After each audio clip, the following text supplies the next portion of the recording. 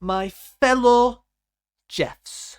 And today we have a brand new video talking about the Emea majors, and I am one of the 12 participants who is taking part in this. And this is a great opportunity for me to experience my very first major LAN, and also have a great opportunity to potentially qualify for the World Cup Finals. I will talk about the players who I can and could face, just how I found training, and I'll also now drop a quick announcement for Jeff merch. If you would like your own Jeff's t-shirt or would like to show some extra support to me, the channel, or anything like that, feel free to go to Amazon, and all you need to search is Harrier space YT space Geo space merch, and here you go. It should take you to a page where you see all this, and pretty much it should be, well, hello there,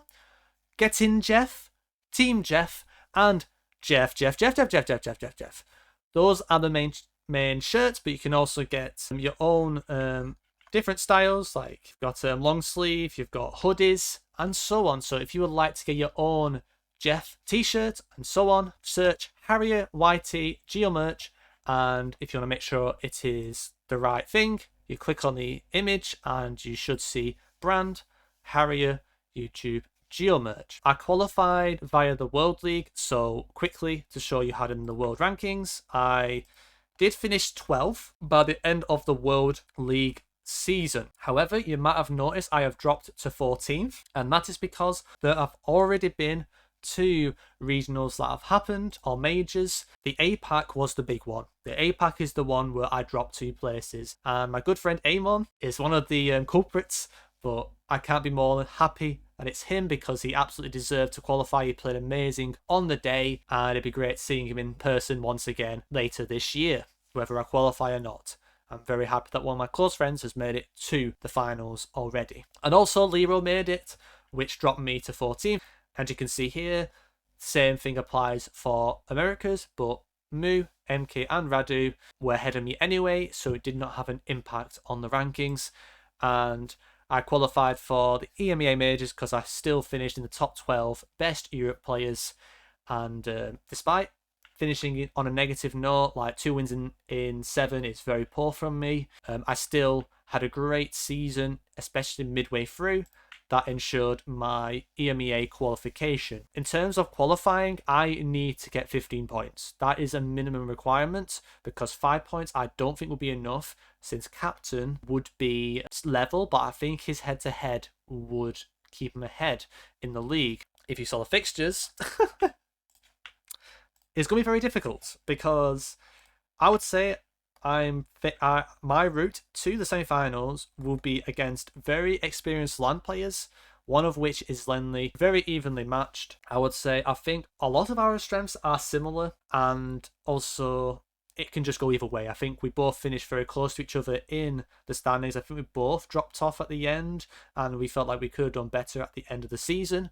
We are definitely both looking to get to the next round, but we both know it's going to be a very even game, and it honestly might just depend on who deals with LAN better, or who, you know, the timing of the rounds, or just the type of rounds that come up, because anything can happen in a LAN, and especially with this format and the very punishing score and multis, anything could happen. Lenley going to be a very tough game. I've put a lot of work in, and I've improved a lot in certain areas behind the scenes. I believe if I deal with the occasion well, I can get through. I can definitely get through. If I make sure my moving's on point and my no moving is to a level that it should be, because in the actual World League it wasn't good enough. Like 50% win rate on no moving, yes, there's a lot of really good no move players.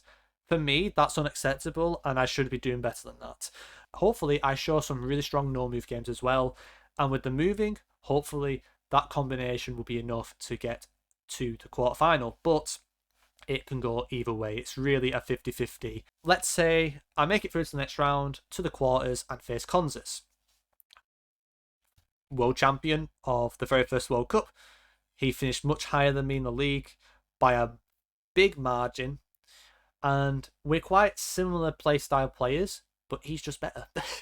well, at least better during the World League, because I don't know how much grinding is put in, and that's none of my business. Like, I know Cons is a grinder, and he's a very talented player, and he's a good friend of mine. And I'm definitely the underdog.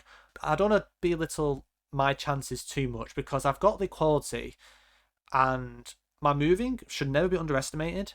And also my no move, I can definitely give Consus a good game, 100%. And like I say, it really depends on what rounds turn up, and the timing of the multis.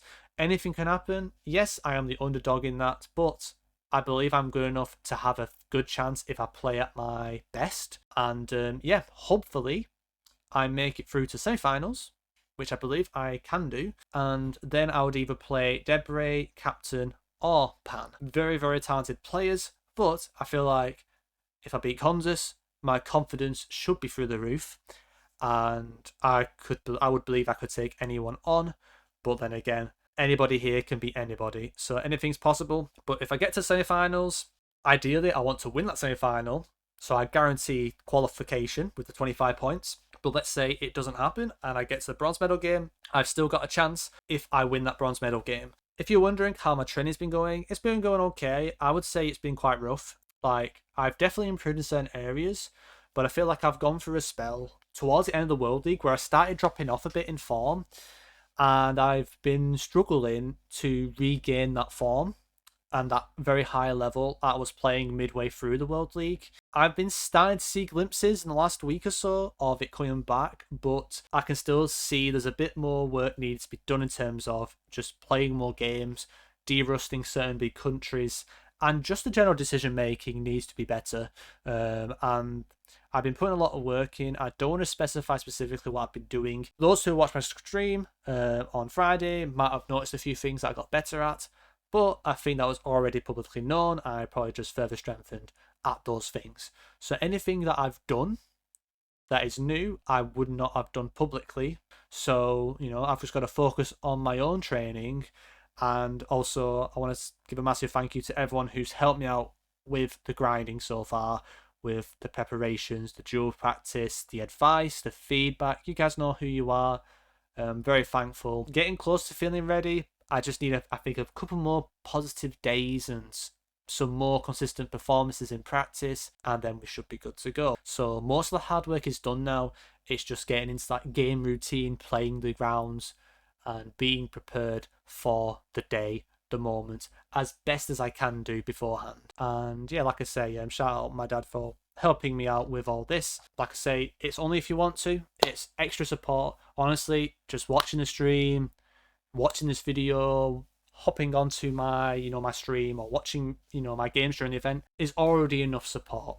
This is just extra, and if you just want a Jeff shirt, then feel free to check this out.